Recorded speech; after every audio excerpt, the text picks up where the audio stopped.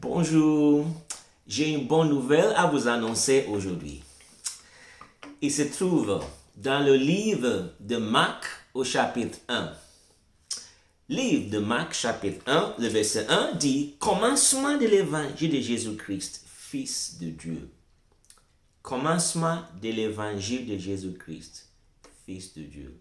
Notons que le mot « l'évangile » veut dire tout simplement la bonne nouvelle. Donc, nous pouvons dire que ce que Marc dit ici, c'est le commencement de la bonne nouvelle de Jésus-Christ, Fils de Dieu. Oui, c'est une bonne nouvelle. Mais s'il y a une bonne nouvelle, c'est parce que au départ, il y avait eu une mauvaise nouvelle. C'est la mauvaise nouvelle qui fait qu'il doit y avoir une bonne nouvelle, la bonne nouvelle que Jésus a amenée.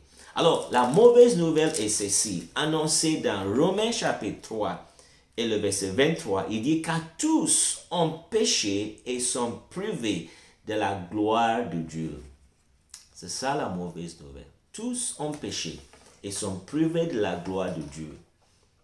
Souvent, nous disons aux enfants, quand ils font des bêtises, « Tu es privé de la télévision » ou « Tu es privé de ceci, tu es privé de cela ». Et on fait qu'il entre dans la chambre, par exemple. On dit, tu es privé. C'est ce qui s'est passé à l'homme.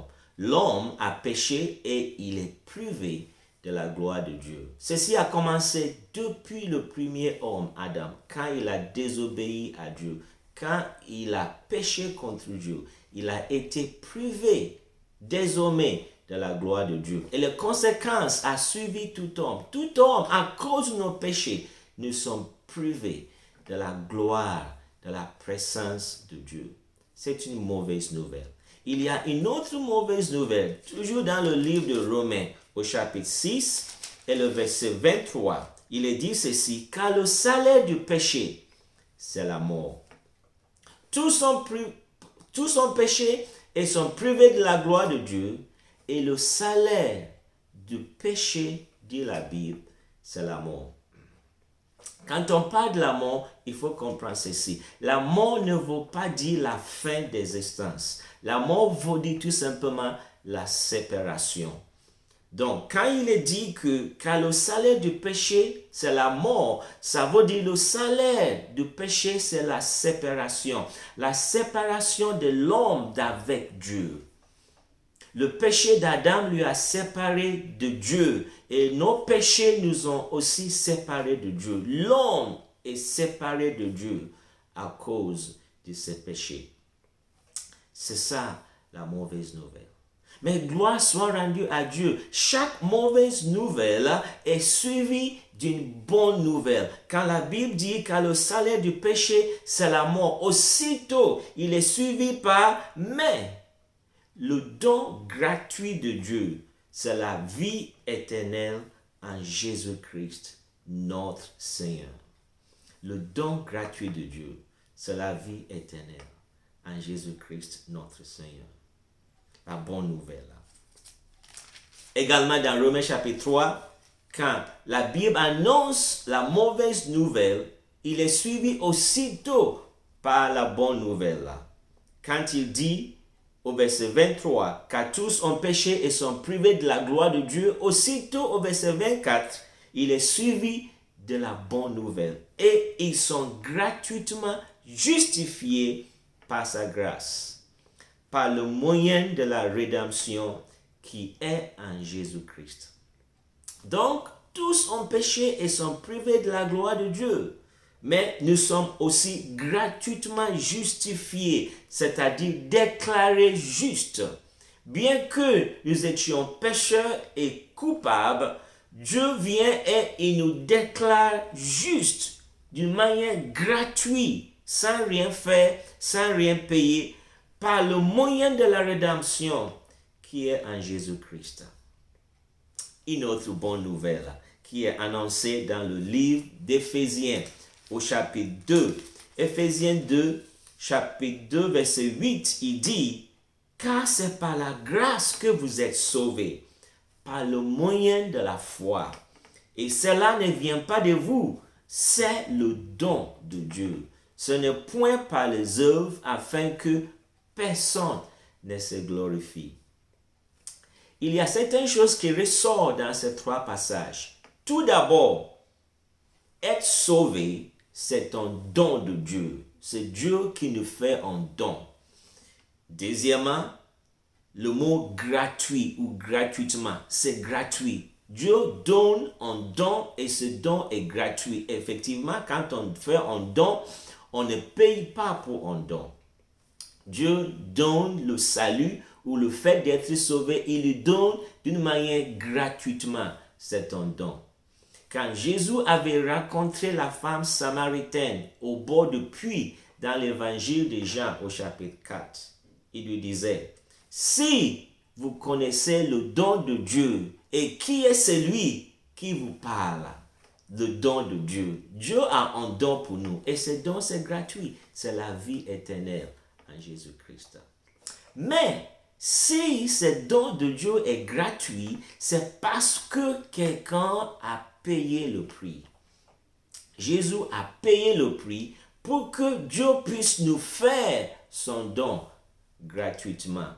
Dans l'évangile de Jean, au chapitre 19 et le verset 31, nous voyons Jésus à la croix et qui dit « Tetelestai », ce qui signifie « le prix est payé » ou « tout est payé ». Nous lisons dans nos Bibles « tout est accompli ».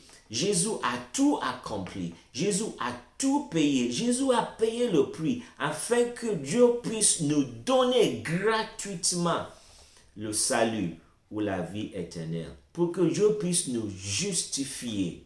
En réalité, nous étions coupables.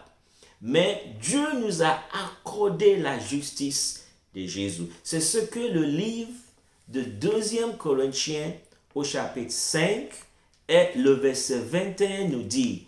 Il nous annonce cette bonne nouvelle dans ce thème. Il dit, c'est lui qui n'a point connu le péché. Il a fait devenir péché pour nous, afin que nous devenions en lui justice de Dieu. Nous devenions en lui justice de Dieu. Donc Dieu nous a donné la justice de Jésus-Christ. Il nous a justifiés. Bien que nous étions coupables, il nous a déclarés justes, justifiés. Alors, c'est ça la bonne nouvelle. Quelle doit être donc notre part? L'évangile de Marc, là où j'ai commencé au chapitre 1 et le verset 15, nous dit ce que nous devons faire. Il disait, le temps est accompli. Jésus disait à la croix, tout est accompli. Le temps est accompli et le royaume de Dieu est proche. Repentez-vous et croyez à la bonne nouvelle. Voilà la bonne nouvelle que nous vous avons annoncée.